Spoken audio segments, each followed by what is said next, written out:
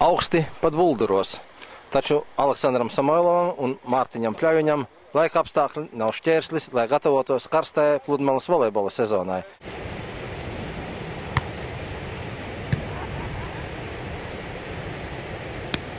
Pirms 2 gadiem mēs spēlējām, bija -26. -26 un mums pat 2 bumbas pārspēlēja. Tā kā, jebkurās laika apstākļos. Tāpēc, ka nekad nevar zināt, mums tāds sportavējs mums nekad neatcēl nekāds nepos laika apstākļu dēļ. Nē, ja ļoti spēcīgas lietus ir, tad arī ne.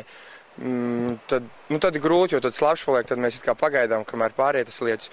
Bet ja vējš, piemēram, tas jau, tad mēs toči trenējamies. Pirmdien Latvijas vadošie pludmales volejbolisti Mārtiņš un Aleksandrs dosies uz Ķīnu, kur pēc nedēļas sāksies pasaules kausa izcīņas 2. posms. Jūlija vidū būs olimpisko ceļzīmju galīgā sadala. Pekīnā spēlēs 24 pāri. Šobrīd olimpiskajā reitingā mūsējie balansē uz robežas būt vai nebūt, bet ar visai labām izredzēm augustā būt olimpiešu vidū. Arturs Vaidars, Jānis Palkalnieks, Diena TV. Mēs gribam spēlēt Pekinā.